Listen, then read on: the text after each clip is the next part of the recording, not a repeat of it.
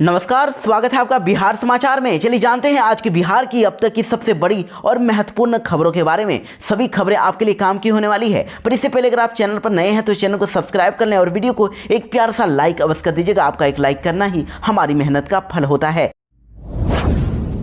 बिहार में जल्द ही उपचुनाव होने वाले हैं। 4 सीटों पर उपचुनाव के लिए अगले महीने वोटिंग होगी और इसको लेकर देखिए बिहार की 4 विधानसभा सीटों पर होने वाले उपचुनाव के लिए अब भारतीय जनता पार्टी ने बीजेपी ने अपने दोनों सीटों पर प्रत्याशी घोषित कर दिए हैं। भाजपा की ओर से भोजपुर जिले की तरारी विधानसभा सीट से विशाल प्रशांत को टिकट दिया गया है। आपको बता दें कि वे विधायक रह चुके बाहुबली नरेंद्र कुमार उर्फ सुनील पांडे के बेटे हैं और हाल ही में सुनील पांडे अपने बेटे के साथ बीजेपी में शामिल हुए थे। वहीं इधर कैमूर जिले की रामगढ़ सीट की बात करें तो यहां बीजेपी ने अशोक कुमार सिंह को उम्मीदवार बनाया है और विशाल भूमिहार तो वहीं अशोक राजपूत जाति से ताल्लुक रखते हैं।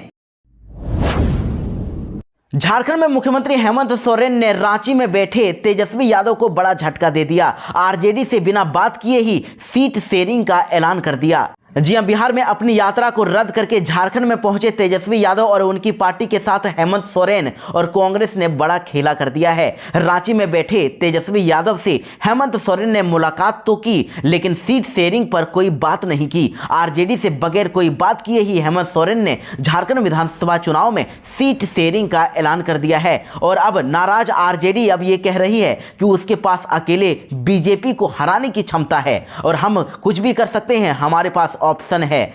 यानी कि झारखंड में इंडिया गठबंधन में फूट भी हो सकती है अगर झारखंड में आरजेडी की बात को नहीं माना गया। दरअसल बता दें कि मुख्यमंत्री हेमंत सोरेन ने खुद प्रेस कॉन्फ्रेंस की और मीडिया से उन्होंने कह दिया है कि झारखंड की 81 विधानसभा सीटों में से 70 सीटों का जो बंटवारा है कांग्रेस और झारखंड मुक्ति मोर्चा के बीच में होगा और बाकी जो बचे हुए 11 सीटें हैं वो अन्य सहयोगी दलों के लिए छोड़ी जाएगी। और बताया कि जेएमएम कांग्रेस और आरजेडी के साथ ही इस गठबंधन में एक नया सहयोगी भी दल शामिल हो रहा है। लेफ्ट पार्टी भी अब इस गठबंधन का हिस्सा होगी और राज्य की 70 सीटों पर इंडिया गठबंधन के जेएमएम और कांग्रेस के प्रत्याशी होंगे और जो बची हुई 11 विधानसभा सीटें हैं उनमें से कौन किस पर चुनाव लड़ेगा, इस बारे में गठबंधन सहयोगियों राष्ट्रीय जनता दल और वामपंथी दलों के साथ आगे बातचीत होगी। लेकिन वहीं देखिए आरजेडी से इधर मनोज झा ने सीट बंटवारे पर अब हैरानी जताई है और कह दिया है कि ये सीट शेयरिंग बिल्कुल भी सही नहीं हुआ है।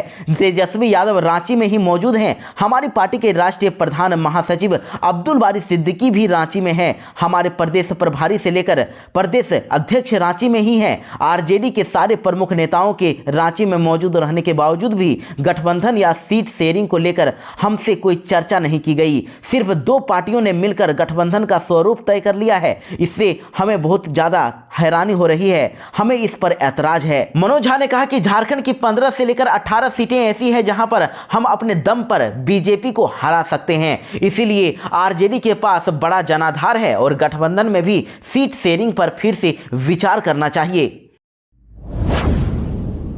जहरीली शराब कांड का मास्टरमाइंड मंटू सिंह को गिरफ्तार कर लिया गया है। साथ ही 3 अपराधियों को भी कोर्ट में सरेंडर किया गया। जी हाँ, इस वक्त की बड़ी खबर है। जहरीली शराब कांड में अब पुलिस को बड़ी सफलता हाथ लगी है। जहरीली शराब कांड का मुख्य सरगना मास्टरमाइंड पकड़ा गया है। मास्टरमाइंड मंटू सिंह को एसआईटी ने उसके गांव वली विष्णुपुरा से गिरफ्तार किया है। इसके अलावा 3 अन्य आरोपियों ने कोर्ट में सरेंडर भी किया। जहरीली शराब के सेवन से हुई मौतों और लोगों के बीमार पड़ने के मामले में नामजद किए गए 8 में से 4 अपराधियों को पुलिस पहले ही गिरफ्तार कर चुकी है और अब सारण छपरा के एसपी कुमार आशीष ने इसकी पुष्टि की है। बता दें कि जहरीली शराब के कारण सेवन करने से छपरा, सिवान और गोपालगंज में अब तक 45 से भी ज्यादा लोगों की मौत हो चुकी है। बिहार में एक तरफ जहां जहरीली शराब से लगातार लोगों की जान जा रही है तो वहीं देखिए धंधेबाजों को पकड़ने के लिए जो पुलिस जा रहे हैं, अरेस्ट करने वाली पुलिस पर फायरिंग हो रही है। जी हां, बिहार में शराबबंदी कानून लागू है। राज्य के अंदर कहीं भी शराब से जुड़ा किसी भी तरह का कोई भी कारोबार करना या और इसका सेवन करना गैर कानूनी है। शराब के सेवन से 30 से अधिक लोगों की जान जाने की खबर है। वैसे तो कहा जा रहा है कि 50 से भी ज्यादा लोगों की मौत हो गई है। इसके बाद भी शराब कारोबारी अपने काले कारनामों से पीछे नहीं हट रहे हैं। देखिए, ताजा मामला इस बार भागलपुर से सामने आया है, जहां अवैध तरीके से शराब बिक्री सूचना पर रेड मारने गई पुलिस टीम पर ही जानलेवा हमला किया गया। जानकारी के अनुसार भागलपुर जिले के नाथनगर थाना क्षेत्र के श्रीरामपुर में शराब बिक्री की सूचना पर छापेमारी करने गई पुलिस पर अपराधियों ने गोलीबारी कर दी और ये हमला नाथनगर थाने की पुलिस टीम पर की गई। इन लोगों पर 2 बाइक पर सवार अपराधियों ने फायरिंग की और गनीमत तो यह है कि इस फायरिंग में किसी को गोली नहीं लगी है। वैसे पुलिस ने भी इस मामले में तत्परता दिखाते हुए 2 अपराधियों को 2 देसी कट्टा और गोली के साथ खदेड़कर पकड़ लिया है, लेकिन 2 अपराधी भागने में कामयाब हो गए। अपराधी के द्वारा पुलिस टीम पर हमला किए जाने के बाद इलाके में भारी संख्या में पुलिस बल की तैनाती भी कर दी गई है और इसके साथ ही वरीय अधिकारी भी पूरे घटनाक्रम पर नजर बनाए रखे हैं। जीतन राम मांझी की बहू अब राजनीति में एंट्री मार चुकी हैं। इमामगंज से उपचुनाव लड़ेंगी दीपा मांझी। जी हां, केंद्रीय मंत्री और हिंदुस्तानी आवाम मोर्चा के संरक्षक जीतन राम मांझी की बहू की एंट्री अब राजनीति में हो गई है और हम पार्टी के राष्ट्रीय अध्यक्ष और बिहार के मंत्री संतोष कुमार सुमन की पत्नी दीपा मांझी इमामगंज से चुनाव लड़ेंगी। वो इस सीट से एनडीए की प्रत्याशी के रूप में चुनाव में मैदान में उतरने वाली हैं और एनडीए के खेमे में हम पार्टी ने इमामगंज सीट पर अपना उम्मीदवार इनको उतार दिया है और जीतन राम मांझी की बहू दीपा मांझी को पार्टी ने इमामगंज उपचुनाव में उम्मीदवार बनाया है। बिहार विधानसभा उपचुनाव के लिए एनडीए खेमे में हम पार्टी ने इमामगंज सीट पर अपना उम्मीदवार तय कर दिया है। पप्पू यादव अब लॉरेंस बिश्नोई का नाम लेने से भी बच रहे हैं। पप्पू यादव की हेकड़ी निकल गई है। इन्होंने तो 24 घंटे में गैंग सफाया करने का दावा किया था, लेकिन अब ये लॉरेंस बिश्नोई का नाम लेने से भी बच रहे हैं। जी हां, देखिए, एनसीपी अजित पवार गुट के नेता और महाराष्ट्र सरकार के पूर्व मंत्री रहे बाबा सिद्दीकी की 12 अक्टूबर की रात को लॉरेंस बिश्नोई गैंग ने गोली मारकर हत्या कर दी थी। इस घटना से आहत पूर्णिया के सांसद पप्पू यादव ने दुख जताया था और घटना के अगले दिन 13 अक्टूबर को पप्पू यादव ने लॉरेंस बिश्नोई को 2 टके का अपराधी कहा था और धमकी देते हुए कहा था कि यदि कानून अनुमति दे तो 24 घंटे में लॉरेंस बिश्नोई को पूरे नेटवर्क के ही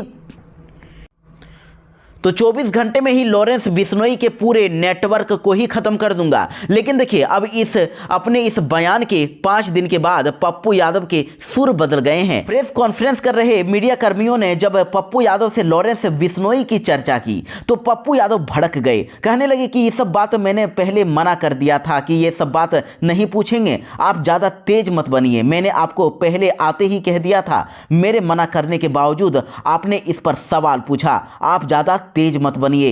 तो सोचिए कि जब लॉरेंस बिश्नोई को 2 टके का अपराधी कहने वाले और उसके पूरे गैंग को 24 घंटे में खत्म करने की धमकी देने वाले पप्पू यादव की अब 5 दिन के बाद ही सुर कैसे बदल गए हैं और अब लॉरेंस बिश्नोई के सवाल से आखिर ये क्यों डर रहे हैं। दरभंगा से मुंबई जा रही स्पाइस जेट की फ्लाइट को बम से उड़ाने की मिली धमकी, सीआईएसएफ ने संभाला मोर्चा। जी हां, बड़ी खबर दरभंगा से आ रही है, जहां मुंबई जाने वाली स्पाइस जेट के विमान में बम होने की धमकी के बाद हड़कंप मच गया है और थ्रेट के बाद स्पाइस जेट के विमान संख्या SG-116 को खाली कराया गया और उसकी गहन जांच की गई। इस दौरान यात्रियों के बीच अफरा तफरी का माहौल बना रहा। आपको बता दें कि देश भर में विमानों को उड़ाने की धमकी मिल रही है।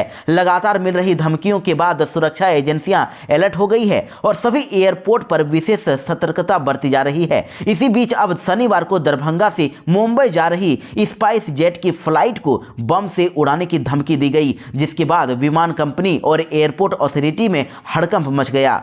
वैसे सीआईएसएफ के जवानों ने विमान को घेर लिया और आनन फानन में फ्लाइट को खाली कराने के बाद बारीकी से इसकी जांच कराई गई। जांच के बाद 2 विमानों को अस्थायी रूप से रोक दिया गया है ताकि किसी तरह की कोई अनहोनी ना हो और सुरक्षा एजेंसियां सतर्क हो गई है और एयरपोर्ट पर सघन जांच अभियान चलाया जा रहा है।